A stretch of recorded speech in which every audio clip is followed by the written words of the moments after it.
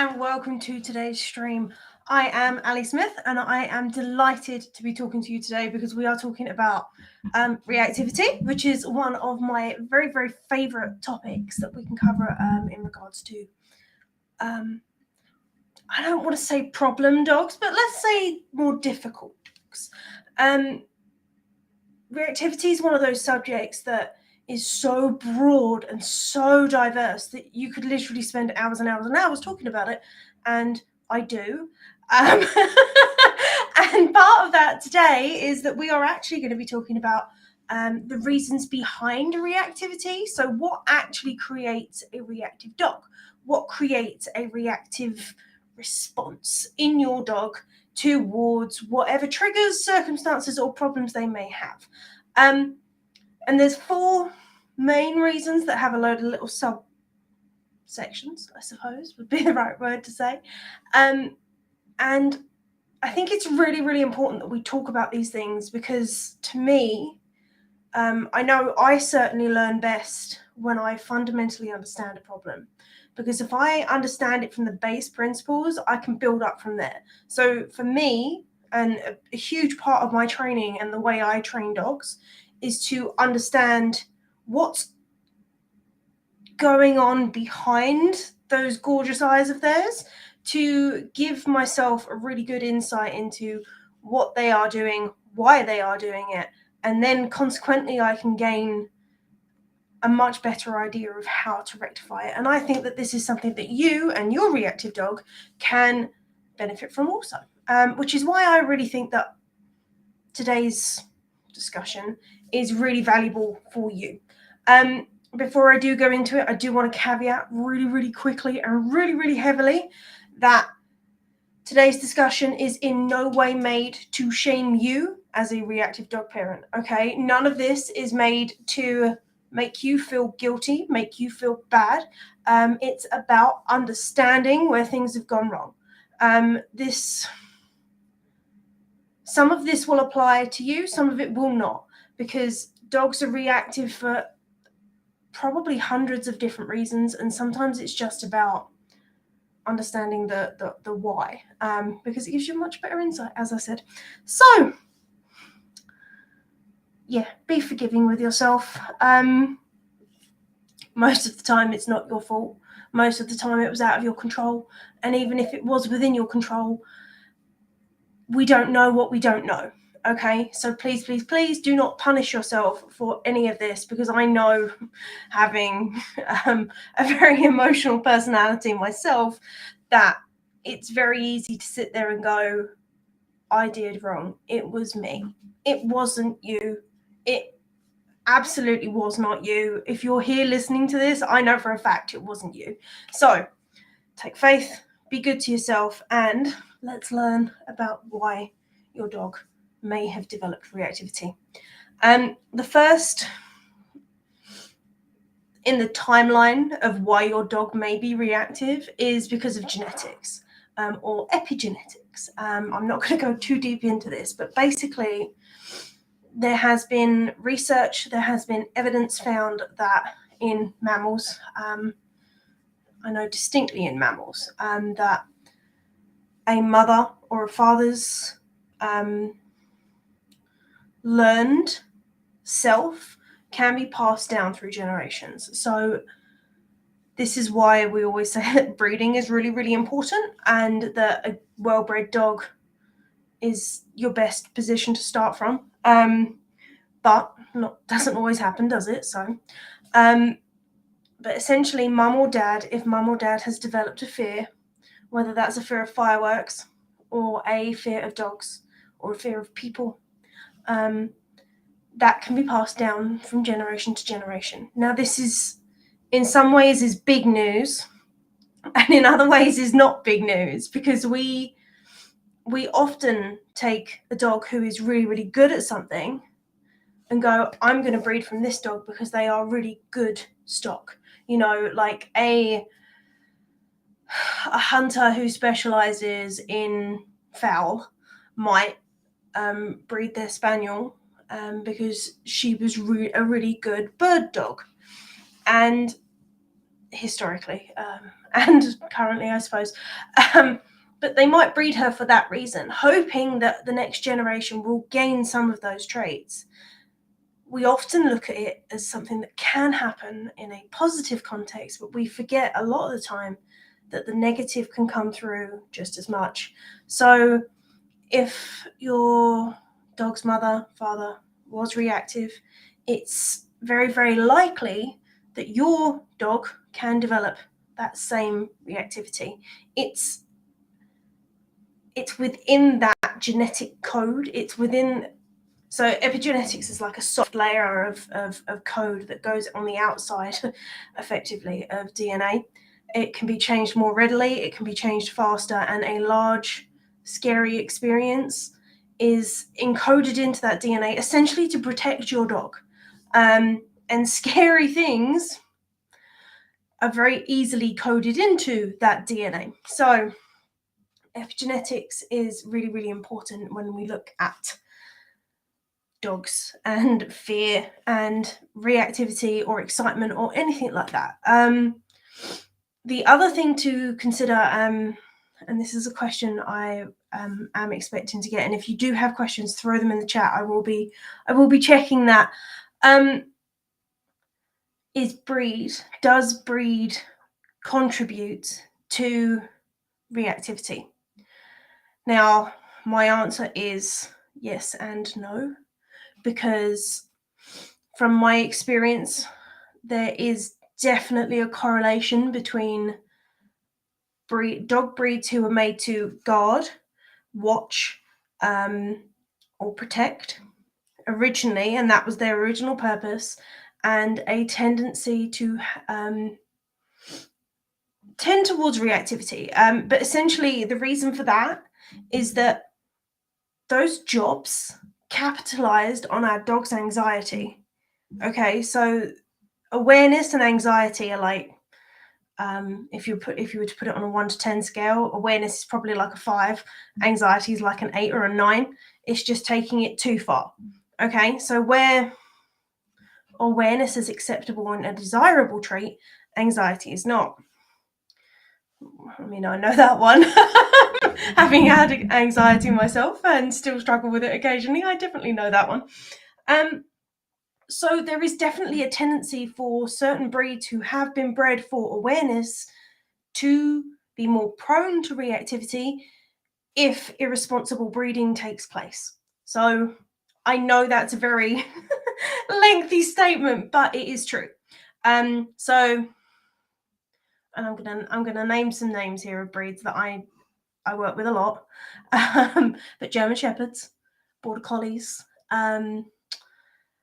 Mastiff breeds can struggle with it too. Livestock guardians, so your Great Pyrenees can struggle with it, and that one's usually particularly hard because somebody's usually somebody who doesn't know the Great Pyrenees breed has bought a Great Pyrenees because they look like a really large golden retriever, and they aren't. They are just not that dog.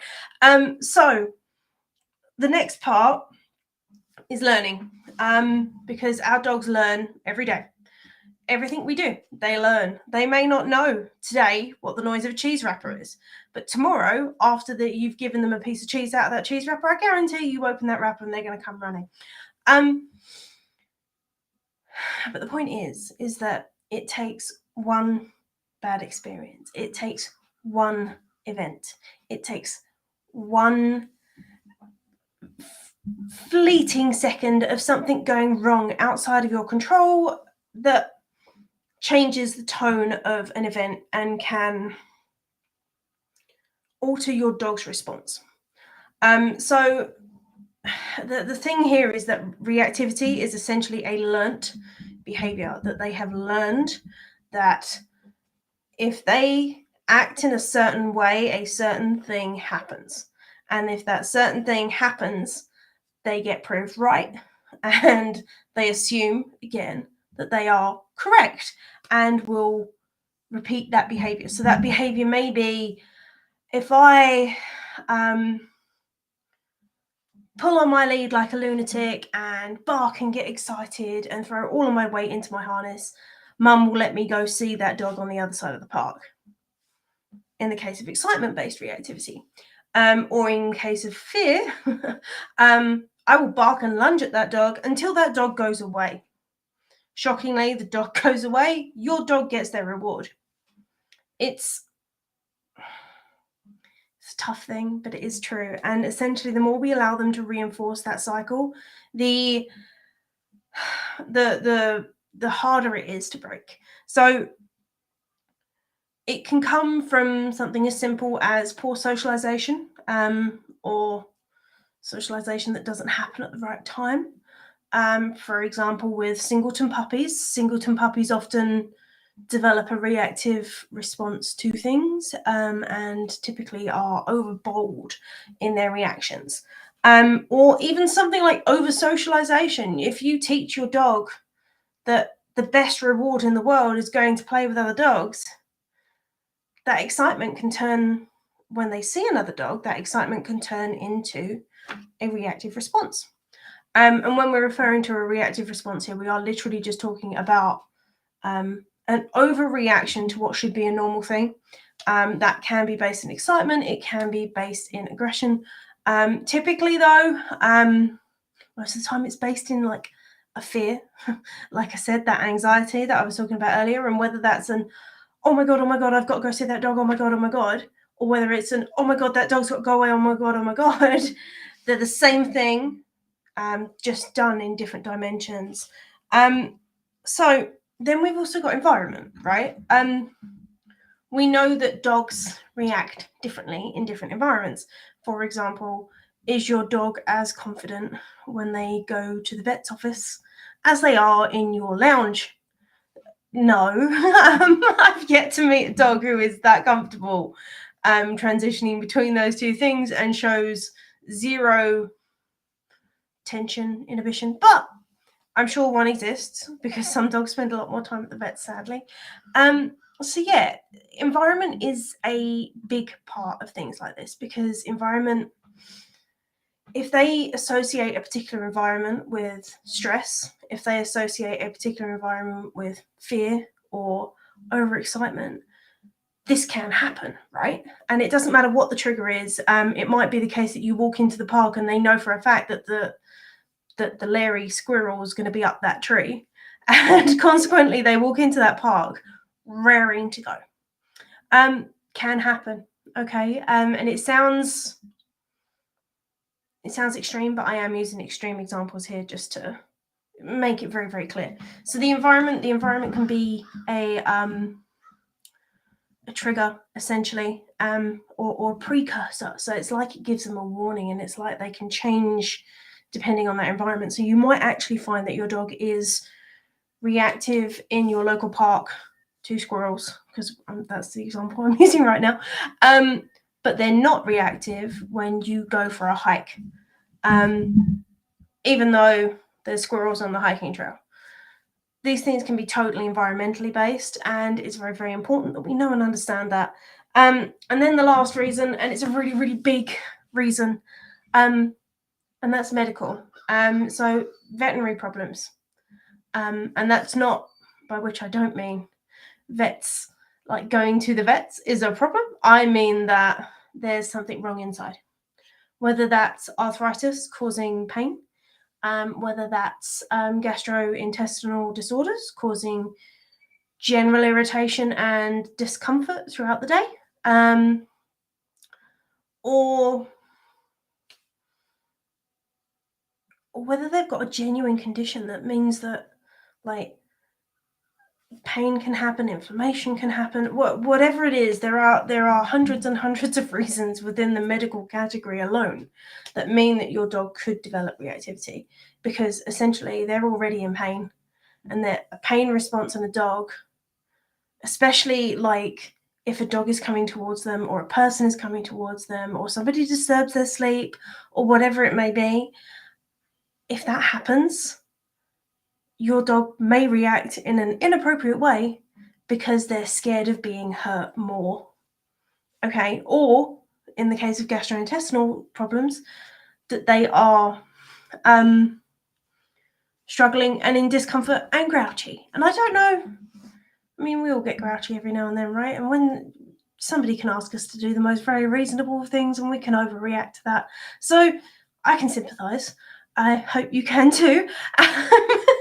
So yeah, the medical thing is a huge one. And even the fact that antibiotics. So antibiotics, there's been a study done with professional sniffer dogs that if they receive antibiotics, quite often their sense of smell deteriorates. And it's quite an interesting thing because obviously reactivity is very, very dependent on senses. And I am a strong believer that puppies who are regularly exposed to things like antibiotics, probably too much, are at a heightened risk of potential issues with reactivity, which is a terrifying thought. But I actually think it's largely, or a good chunk, responsible for Indy, which is a real shocker when you think of it. But the point is whilst there are 4 main categories of reasons that your dog may develop reactivity, they are not the be all and end all of your dog.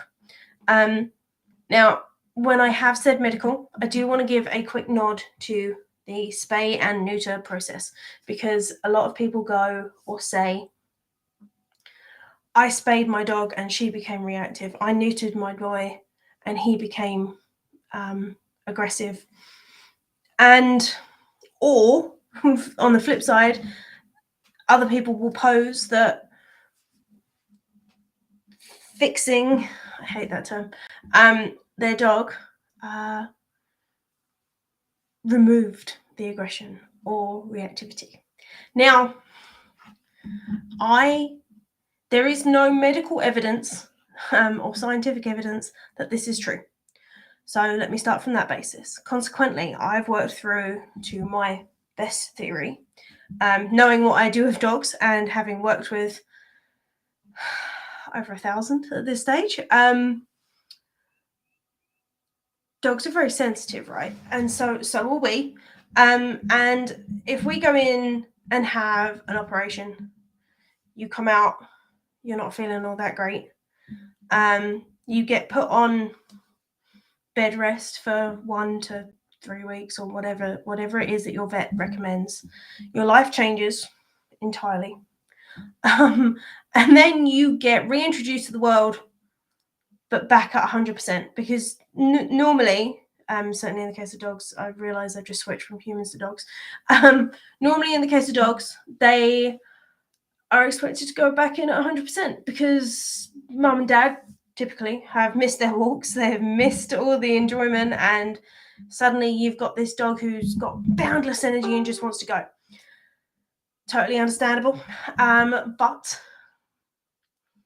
especially if they're done young, you've missed 2-3 weeks of fairly critical socialization, and your dog's going back in differently. So whilst they may not know that, certain things have been taken away from them, their body does innately. So the hormone levels have changed, things have all gone probably a little bit haywire, and then we take them back out and expect them to be perfectly normal dogs per their regular pace, right? That we expect them to go back to normal. However, it's not normal anymore. They have a new normal, and we're expecting them to normalize themselves back out. Some dogs are capable of doing that. Other dogs aren't. And to me, that's where the difference comes in. That's where it is, because I think in this instance, it's not a medical reason that your dog has changed their behavior. It's a learnt behavior is the reason that your dog is changing their behavior. That's my current working theory. Yet to see any scientific research on it, but that's how I'm taking it, because if it's not medical, it has to be something else, and it's definitely not the environment, and it's not genetics, is it? So it has to be learnt. It has to be learnt. Yeah, so that's the comment on spay and neuter. If anyone has any questions, I will give those an answer. I don't see anything in chat right now. I'm actually trying new software right now, so I'm really hoping that chat's working. So yeah, to recap real quick, there are 4 main reasons why your dog can develop reactivity. 1 is genetics, 2 is learning, 3 is environment, and 4 is medical. These 4 things are the biggest categories and biggest contributors to your dog's reaction or overreaction. And I feel by understanding where your dog's reactivity comes from, you can take that knowledge then and start moving forward with it. Speaking of moving forward, next week, I want to know what you guys want to talk about. I want to know whether you want to talk about things or activities to avoid as a reactive dog parent. There is a fine line between avoidment. I created a new word. There is a very fine line between avoiding a problem and managing a problem, and we'll cover that too. I want to know whether you want to talk about the ladder of aggression, which is to say that a dog will communicate that they are getting more frustrated, more bent out of shape, and about discussing how that presents, essentially. Whether you want to talk about how you figure out what your dog's triggers are, or whether you want to talk about the window for reward. So it's actually probably the most or the biggest point of conflict I find between a dog and their or a reactive dog and their parent who is trying so hard is that to be fair, the dog's trying hard too, but they just don't necessarily understand how to be in the real world, or in the world that humans have created. So the window for reward is that minute moment where everything is perfect. And with reactive dogs, the biggest problem is that window is really, really small. Okay, so it means a lot of the time then when mum or dad is learning and dog is learning, that mum and dad aren't doing it quick enough for pup to realize that they're doing the right thing. And typically we say that dogs have a 1 to 2 second response time to rewards, markers, and praise. But that changes entirely when you're talking about a reactive dog, because the situation can change within 1 to 2 seconds. And if you have a reactive dog, you know that. So a big thing that I do, or I focus on with my training, is my clients, obviously, not just my dogs, is that we have to make that window as big as possible to help you get off on the right foot, essentially. Because if your dog isn't going to react in less than a split second, you have an opportunity to mark and reward, because you're used to marking and rewarding for sit or lay down or bed or whatever cue it is. You know how to do that. But when the window's so small, sometimes you miss the opportunity. So if we can make the window bigger again, then you've got a much easier time to do that. So I'm going to throw up a question, poll, story, something on whichever platform that you're watching this on.